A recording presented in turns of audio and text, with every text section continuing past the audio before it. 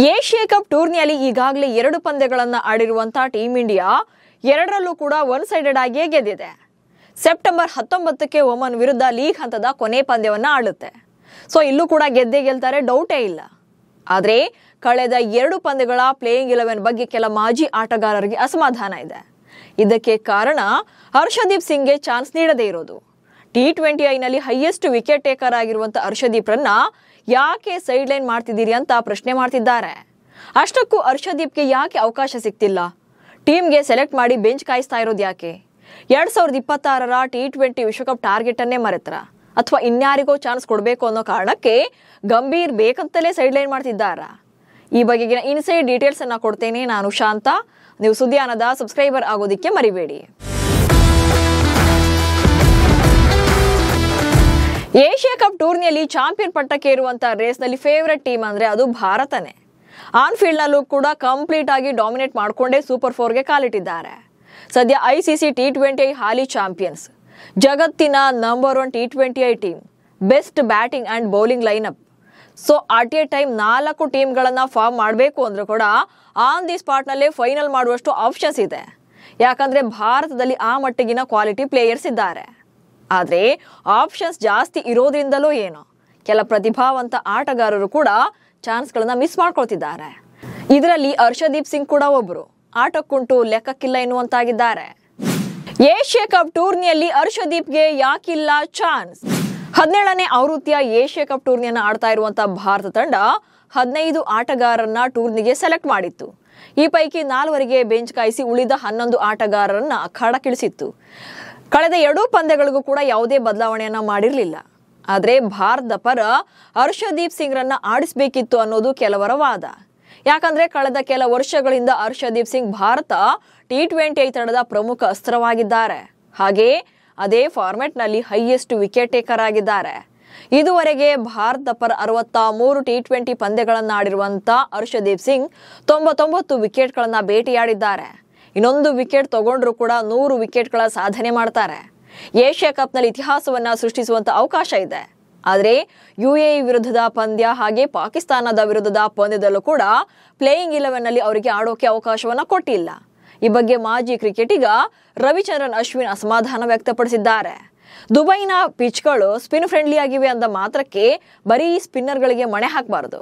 Batting depth ಇರೋದ್ರಿಂದ ಆಲ್ರೌಂಡರ್ಗಳನ್ನ target ಮಾಡೋ ಬದಲು ಒಬ್ಬ ಹೆಚ್ಚುವರಿ ಸೀಮರ್ ಬೌಲರ್ನ ಕಣಕ್ಕಿಳಿಸಬಹುದಿತ್ತು. UAE ಪಾಕ್ನಂತ ದುರ್ಬಲ ತಂಡಗಳ ವಿರುದ್ಧ ಎಕ್ಸ್ಟ್ರಾ ಬ್ಯಾಟಿಂಗ್ಗಿಂತ ಬೌಲಿಂಗ್ಗೆ ಪ್ರಾಶಸ್ತ್ಯ ಕೊಡಬಹುದಿತ್ತು ಅಂದಿದ್ದಾರೆ. ಈ ಮೂಲಕ ಶಿವಮ್ ದುಬೆ ಬದಲಿಗೆ ಹರ್ಷದೀಪ್ ಸಿಂಗ್ಗೆ ಪ್ಲೇಯಿಂಗ್ 11 ನಲ್ಲಿ ಅವಕಾಶ ಕೊಡಬಹುದಿತ್ತು ಅನ್ನೋದು ಅವರ ವಾದವಾಗಿದೆ. ಅಷ್ಟಕ್ಕೂ ಹರ್ಷದೀಪ್ ಪರ ಬ್ಯಾಟ್ ಬೀಸೋಕೆ ಇಲ್ಲಿ ಕಾರಣ ಕೂಡ ಇದೆ. 2026ರ T20 ವಿಶ್ವಕಪ್ ಮರೆಯಿತ ಭಾರತ. ಟೀಮ್ ಇಂಡಿಯಾಗೆ ಸದ್ಯ ಏಷ್ಯಾ ಕಪ್ ಟೂರ್ನಿಗಿಂತ 2026ರ ಫೆಬ್ರವರಿ ಹಾಗೆ ಮಾರ್ಚ್ ನಲ್ಲಿ ನಡೆಯಲಿರುವಂತ T20 ವಿಶ್ವಕಪ್ ಗೆಲ್ಲೋದೇ ಮೇನ್ ಅಜೆಂಡಾ ಇದೆ. ಅದರ ಪೂರ್ವಭಾವಿಯಾಗಿಯೇ ಈಗ ಏಷ್ಯಾ ಕಪ್ ನಲ್ಲೂ ಕೂಡ T20 ಮಾದರಿಯಲ್ಲೇ ಆಡಿಸ್ತಿದ್ದಾರೆ. ಹೀಗಾಗಿ ಏಷ್ಯಾ ಕಪ್ ಟೂರ್ನಿಗೆ ಟೀಮ್ ಕಟ್ಟೋದಕ್ಕಿಂತ ಮುಂದಿನ ವಿಶ್ವಕಪ್ ಅನ್ನ ಗಮನದಲ್ಲಿ ಇಟ್ಕೊಂಡು ಸಾಮರ್ಥ್ಯ ಇರುವಂತ ಆಟಗಾರರಿಗೆ ಅವಕಾಶವನ್ನ ಕೊಡಬೇಕು.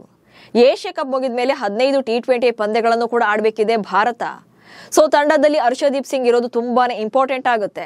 ಯಾಕಂದ್ರೆ ಎಲ್ಲಾ ಪಂದ್ಯಗಳನ್ನು ಕೂಡ ದುಬೈನಲ್ಲೇ ಆಡಲ್ಲ. ಹಾಗೆ ಸ್ಪಿನ್ ಫ್ರೆಂಡ್ಲಿ ಪಿಚ್ ಅಂತ ಹೇಳಿ ಬರೀ ಸ್ಪಿನ್ನರ್ಗಳನ್ನೇ ಕೂಡ ಕಣಕ್ಕಿಳಿಸೋಕಾಗೋದಿಲ್ಲ.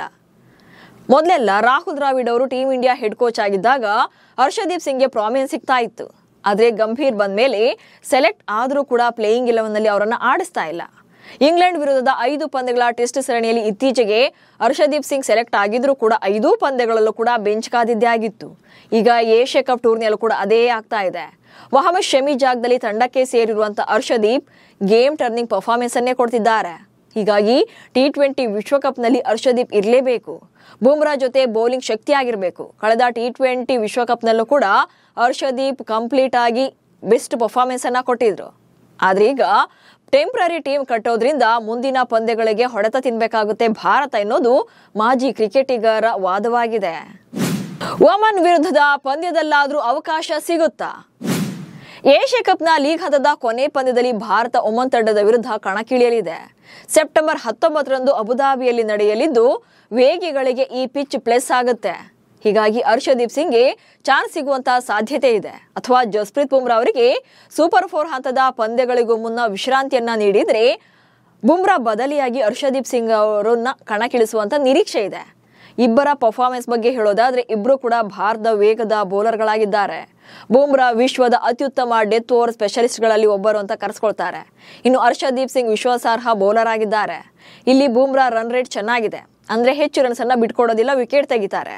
ಬಟ್ ಹರ್ಷದೀಪ್ ಹಂಗಲ್ಲ, ಬೌಲಿಂಗ್ ನಲ್ಲಿ ದುಬಾರಿ ಅನಿಸಿದ್ರು ಕೂಡ ಬ್ರೇಕ್ ಥ್ರೂ ತಂದ್ಕೊಡುವಂತ ವಿಕೆಟ್ ಟೇಕರ್ ಆಗಿದ್ದಾರೆ.